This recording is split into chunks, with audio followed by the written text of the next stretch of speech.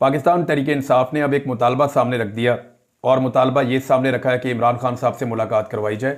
उन्होंने कहा जी 3 बंदे हैं जिन्हें इमरान खान साहब से मिलवाया जाए और मिलवाने के बाद फिर हम ये तय करेंगे कि हमने जो कौमी सलामती कमेटी का इजलास बुलाया जा रहा है उसके अंदर कैसे शिरकत करनी है।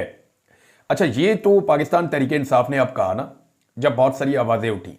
पाकिस्तान तहरीक इंसाफ का सोशल मीडिया, पाकिस्तान तहरीक इंसाफ के नजरियाती कारकुन, वो सारे के सारे अपनी क़यादत के खिलाफ खड़े हो गए, वरना क़यादत ने तो काम डाल दिया था।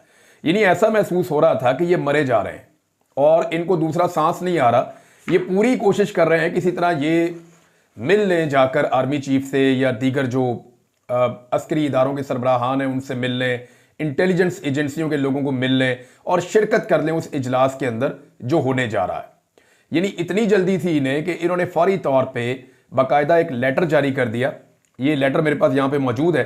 पाकिस्तान तहरीक इंसाफ के अंदर से ही उसके ऊपर तनकीद हो रही थी और जनाब लेटर के अंदर लिखा क्या, ये लिखा जनाब के 18 मार्च 2025 को 11 बजे जो एक मीटिंग होगी पार्लियामेंट हाउस में इस्लामाबाद में, हमारे फॉलोइंग यानी ये जो मंदरजा झेल हमारे एमएनएज और सेनेटर्स हैं वो इसके अंदर शिरकत करेंगे इस मीटिंग के अंदर। फिर इन्होंने नाम दे दिए, उमर अयूब साहब का नाम दे दिया, बैरिस्टर गौहर का नाम दे दिया, असद कैसर का नाम दे दिया, जरताज गुल का नाम दे दिया, साहबजादा मोहम्मद हामिद रजा का नाम दे दिया, मलिक मोहम्मद आमिर डोगर का नाम दे दिया, मोहम्मद बशीर खान, सनाउल्ला मस्ती खेल, अली मोहम्मद खान, ज़ुबैर खान, शिबली फराज, बैरिस्टर अली जफ़र और सेनेटर डॉक्टर हमायूं मोहम्मद साहब और सेनेटर ओन अब्बास बपी। अच्छा जी, ये 14 नाम इन्होंने दिए। इनमें से 8-9 नाम जो हैं वो खैबर पख्तूनख्वा के हैं, लेकिन हैरत की बात यह है कि इनमें ज़्यादातर लोग जो हैं वो होम्योपैथिक हैं। यानी एस्टेब्लिशमेंट अगर खुद कोई लिस्ट बनाकर देती तो इससे मुख्तलिफ ना होती, मिलती जुलती यही होती। इक्का दुक्का लोगों को निकाल कर ज़्यादातर यही लोग होते, वो ये चाहते कि यही लोग आएँ और आकर हमारे सामने बैठें, क्योंकि फिर सुम्मुन बुकमुन यानी खामोशी के साथ बैठकर ये सुनने वाले लोग हैं, ये तो किसी किस्म की मुदाखलत में यकीन ही नहीं रखते और एस्टेब्लिशमेंट के साथ किसी किस्म का झगड़ा भी नहीं चाहते। अभी जो इस्लामाबाद के अंदर वहाँ कुछ जर्नलिस्ट हैं, उन्होंने मेरे से रब्ता किया, उन्होंने बताया, और ये वो जर्नलिस्ट हैं जो कीमतें अदा कर रहे हैं, वो जर्नलिस्ट हैं जिनको ऑफ एयर कर दिया गया है, जिन्हें सिर्फ इसलिए कि वो इमरान खान साहब की जो बयानात हैं या इमरान खान साहब का जो एक नैरेटिव है वो पाकिस्तान के लोगों तक पहुँचाने का काम कर रहे हैं, उस वक्त जबकि रियासत ने मना कर दिया। रियासत ने सख्ती से मना किया कि जी इमरान खान साहब की बात लोगों तक नहीं पहुँचानी। तो इन सहाफ़ियों को सजाएं मिली हैं, इनको नौकरियों से निकाल दिया गया है, इनमें बेशतर के ऊपर मुकदमात भी दर्ज हुए हैं। मुझे इन्होंने फ़ोन करके बताया कि जनाब इस्लामाबाद में इन्होंने एक अफ्तारी की पाकिस्तान तहरीक इंसाफ ने और फुल प्रोटोकॉल दिया उन सहाफ़ियों को जो एस्टेब्लिशमेंट के बहुत करीब हैं, और उनसे ये आइडियाज़ डिस्कस करते रहे कि कैसे हम एस्टेब्लिशमेंट के करीब हो सकते हैं, कैसे हम ये सारी सिचुएशन तब्दील कर सकते हैं, हमें रास्ता दिखाएं। अच्छा, इनको बेवकूफ़ों को इतना नहीं पता कि जिनसे ये उम्मीद लगा रहे हैं वो तो टाउट टाइप के लोग हैं। ये जब एस्टेब्लिशमेंट की आपके साथ सुलह होनी है तो इन्होंने साथ जहेज में आना है। ये वो सहाफ़ी हैं जिस वक्त एस्टेब्लिशमेंट की आपके साथ सुलह होगी तो ये पैकेज के साथ आएंगे, इनके ऊपर आपको मेहनत करने की जरूरत नहीं है। जिस वक्त एस्टेब्लिशमेंट कोई भी फैसला कर लेती है ये उस फैसले के साथ जाकर खड़े हो जाते हैं। नॉर्मली ऐसा ही होता है, आइंदा भी ऐसा ही होगा। तो अब जनाब मशवरा ये पाकिस्तान तहरीक इंसाफ को दिया जा रहा है और पाकिस्तान तहरीक इंसाफ ये बातें अंदर खाने कर भी रही है कि जनाब हमने बड़ी ज्यादतियां की हैं एस्टेब्लिशमेंट के साथ, हमने बड़ा जुल्म किया है, हमारी जानिब से भी गलतियां हुई हैं एस्टेब्लिशमेंट के खिलाफ, उनकी बातें ठीक हैं, हमें जो है वो अपने आप को ठीक करना पड़ेगा। यानी इमरान खान सोशल मीडिया की वजह से अंदर है, ये भी वो कहना शुरू हो गए। अब पाकिस्तान तहरीक इंसाफ में ये बात हर थोड़े दिन बाद किसी ना किसी बंदे के मुंह से बाहर निकलवाई जाती है कि जी सोशल मीडिया जिम्मेदार है इमरान खान साहब की कैद के लिए। हर थोड़े दिन बाद ये बात कही जाती है कि सोशल मीडिया की वजह से जो है, क्या सोशल मीडिया की वजह से इमरान खान की हुकूमत गिराई गई थी? क्या सोशल मीडिया, ये तो जनरल बाजवा को एक्सटेंशन चाहिए थी, तब तो सोशल मीडिया की कोई तनकीद भी नहीं थी, तब तो पूरा सोशल मीडिया एस्टेब्लिशमेंट के साथ खड़ा हुआ था। तो तब इमरान खान की हुकूमत क्यों गिराई थी? एक्सटेंशन के लिए गिराई थी, अपनी बका के लिए गिराई थी, अपने जाती मफाद के लिए गिराई थी, और सारी पॉलिटिकल पार्टीज इकट्ठी हो गई थी जनरल बाजवा के साथ। और फिर इन्होंने अमेरिका से भी साइफर आ गया, वो मामला भी बीच में रख लें। तो अब मामला यह है कि ये जो कहा जाता है कि इमरान खान सोशल मीडिया की वजह से अंदर है, तो ये बात नहीं है। इमरान खान की वजह से सोशल मीडिया पे एक अवेयरनेस फैली है, ये बात ठीक है, लेकिन आज अगर इमरान खान सियासी तौर पे जिंदा है तो उसके पीछे भी सोशल मीडिया है, और इमरान खान साहब खुद इस बात को ओन करते हैं। वो खुद ये कहते हैं कि सोशल मीडिया मेरा बहुत तगड़ा है और मेरा सबसे बड़ा हथियार है। तो क्या पाकिस्तान तहरीक इंसाफ इमरान खान साहब का सबसे बड़ा हथियार न्यूट्रलाइज करवा देगी? क्या पाकिस्तान तहरीक इंसाफ इमरान खान का सबसे बड़ा हथियार छीन कर एस्टेब्लिशमेंट के सामने सरेंडर कर देगी? लेकिन ये लड़ाई अल्टीमेटली पाकिस्तान के अवाम ने जीतनी है। आज जीत जाएं, 1 साल के बाद जीत जाएं, 2 साल के बाद जीत जाएं, 10 साल या 20 साल के बाद जीत जाएं, पाकिस्तान की एस्टेब्लिशमेंट को पाकिस्तान की अवाम से हारना पड़ेगा। 70 साल से पाकिस्तान की एस्टेब्लिशमेंट पाकिस्तान की अवाम को पीसती चली आ रही है अपने ज़ाती मफादात के लिए, अपने कारोबारों और अपनी चीज़ों के लिए। लेकिन ये हमेशा चलेगा नहीं। अल्टीमेटली पाकिस्तान की एस्टेब्लिशमेंट को हारना पड़ेगा। अगर पाकिस्तान तहरीक इंसाफ ने यह फैसला कर ही लिया है कि उन्होंने ये लड़ाई नहीं लड़नी या इस लड़ाई में उन्होंने सरेंडर करने का फैसला कर लिया है, तो याद रखिएगा ये लड़ाई तो कोई ना कोई जीतेगा।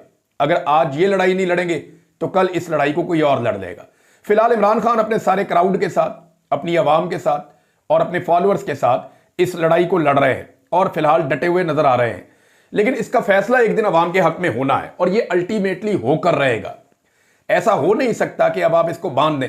यानी वो कहते हैं ना नवा कट्टा खुल गया, तो ये कोई नवा कट्टा नहीं खुला हुआ, ये कट्टा बहुत पहले का खुला हुआ है। ये जो सोशल मीडिया के ऊपर अवेयरनेस का या शऊर का मामला है, ये कई दहाइयों का मामला है। ये फातिमा जिन्ना के दौर से पनप रहा है। ये जब पाकिस्तान 2 लख्त हुआ था उस वक्त से पनप रहा है। ये जब जब एस्टेब्लिशमेंट ने मुदाखलतें की, जब जब मार्शल लॉ लगाई, ये तब से अब तक पनप रहा है। और अब क्योंकि सोशल मीडिया का दौर आ गया है तो ये एक बहुत बड़ा सांड बन गया है। ये कट्टा बहुत पुराना खुला हुआ है, इसको अब कोई नहीं बांध सकता, क्योंकि ये कट्टा अब कट्टा रहा नहीं। ये नवा कट्टा नहीं है, ये सांड बन गया है और ये टकरे मार रहा है पकड़ पकड़ के एस्टेब्लिशमेंट को। अब जो भी कोई इसके आगे से चारा उठाएगा या कोई बेईमानी करेगा, ये उसको टक्कर रसीद करेगा। ये होगा और हम ये होता हुआ देखेंगे।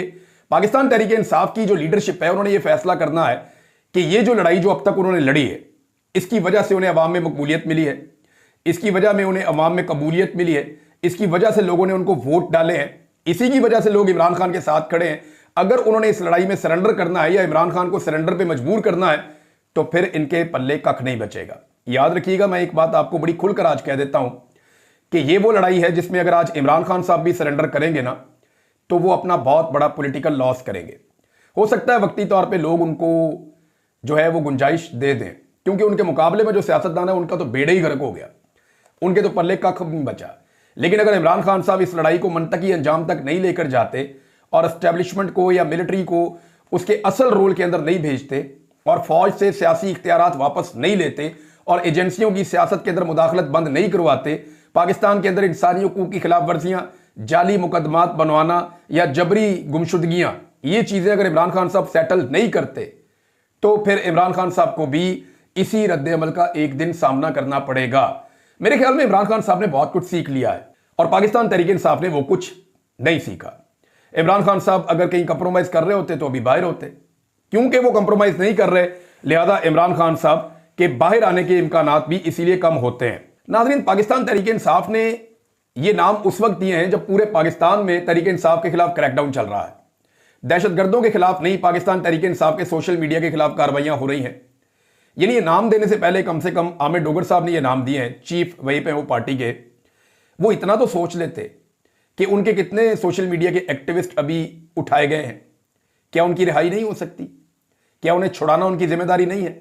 लेकिन पाकिस्तान तहरीक इंसाफ ने जब बहुत ज्यादा तनकीद हुई और बहुत ज्यादा बौछाड़ हुई तो फिर वो मजबूर हो गए। उन्होंने कहा नहीं जी, हमारी इमरान खान साहब से मुलाकात करवाएं, हम इमरान खान साहब से मिलेंगे और मिलने के बाद हम फैसला करेंगे कि हमने इस इजलास में आना है या नहीं आना। अब इसमें मैं आपको एक चीज पहले बताया दूंगा, अगर इनको इमरान खान साहब से मिलवाया गया तो इमरान खान साहब क्या कर सकते हैं मुमकिन तौर पे। लेकिन जो कॉमन सेंस कहती है, इमरान खान साहब मेरे ख्याल में टाइम गेन करना चाहेंगे। वो चाहेंगे कि पहले कंसेंसस किया जाए और अगर बाकी अपोजिशन जा रही है तो पाकिस्तान तहरीक इंसाफ जाए और अगर बाकी अपोजिशन नहीं जा रही तो पाकिस्तान तहरीक इंसाफ भी ना जाए। क्योंकि देखें, तहरीक इंसाफ के ऊपर ज्यादा दबाव तब पड़ा जब महमूद खान अचकजई साहब ने और स्टेटमेंट दे दिया, उनके साथ साथ अल्लामा राजा नासिर अब्बास साहब ने।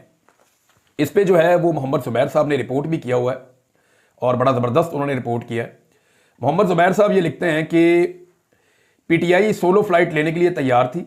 बैरिस्टर गोहर और दीगर क़यादत ने कल पार्लिमानी कमेटी के इजलास में जाने का फैसला कर लिया था, लेकिन अल्लामा राजा नासिर अब्बास और महमूद खान अचकजई डट गए।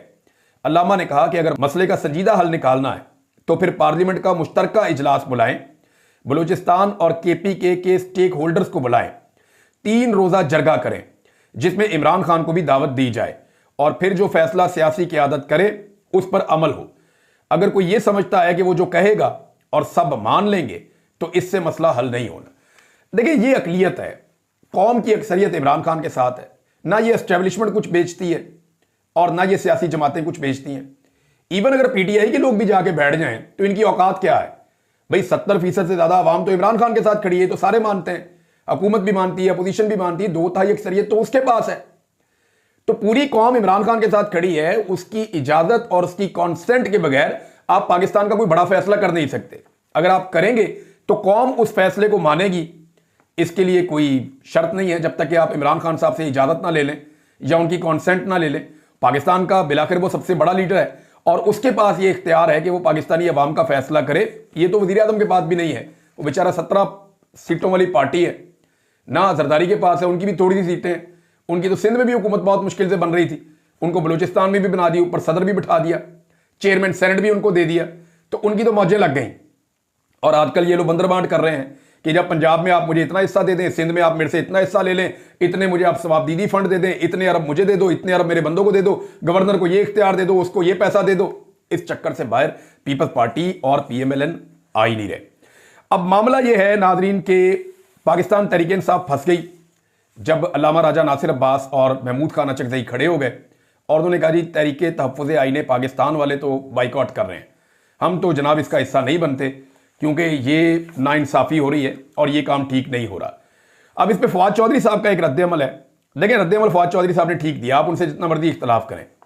वो ये कहते हैं तहरीक इंसाफ की क़यादत की बचकाना सियासत का अंदाज़ा इससे लगा लें कि अपने इत्तेहादियों से मशवरा नहीं किया, अपने कायद इमरान खान से मशवरा नहीं किया, मौलाना फजलुर रहमान से बात की ज़रूरत नहीं समझी, शाहिद खाकान अब्बासी को नहीं पूछा, जीडीए को नहीं पूछा और ओवर एक्साइटमेंट में कि जनाब हमने आर्मी चीफ को देखना, जाके हमने डीजीआईएसआई को देखना, हमने बाकी बंदों को जाके देखना है, इतने एक्साइटेड थे ये कि खुद ही इस बेवकूत इजलास में हुकूमती दावत पर मुंह दिखाने के लिए तैयार हो गए।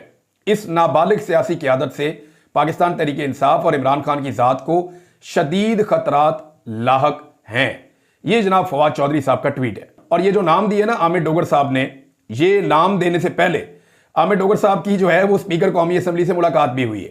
यानी आप अंदाजा करें कि जो जाली फार्म 47 पे आकर बैठे हुए ना, ये उनको जा जाके जफ्फियां डालते हैं, ये चीज़ों को नॉर्मलाइज कर रहे हैं। पाकिस्तान तहरीक इंसाफ के जो बाहर मौजूद लोग हैं वो बहुत डेस्परेट हैं, वो ये चाहते हैं कि कुछ भी करके एस्टेब्लिशमेंट के साथ उनकी कोई ऐसी सुलह हो जाए कि हमारे मामला ठीक हो जाए।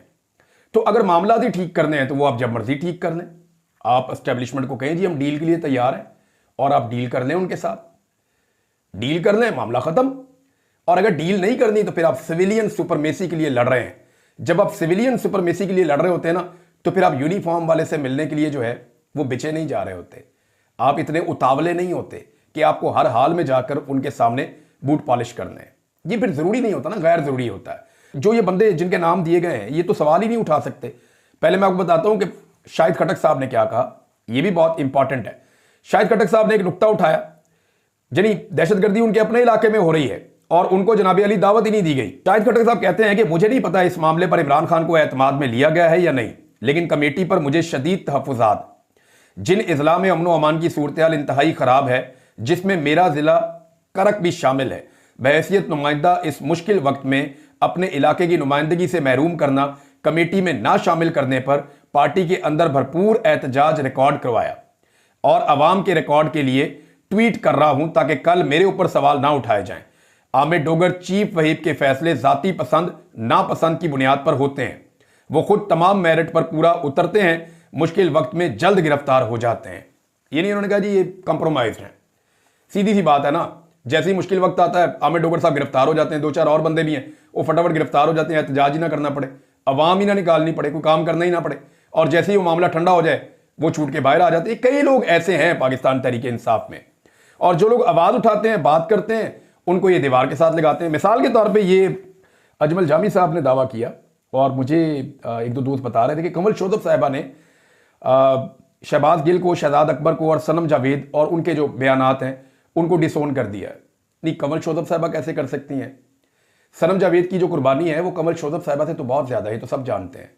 और जो इमरान खान साहब का बयानिया है वो कंवल शोजब साहिबा से ज़्यादा, हालांकि उन्होंने भी बहुत काम किया है, इद्दत के केस के अंदर अदालतों में जाना, खुलकर बात करना, उन्होंने बहुत आवाज़ उठाई, लेकिन सनम जावेद का तो कंपैरिजन नहीं उनके साथ बनता और वो उनको डिसोन कर रही हैं। शहबाज गिल ने जितनी मार खाई है और जितना वो इमरान खान के बयानिए को लेकर चलते हैं कि उनको डिसोन किया जा सकता है।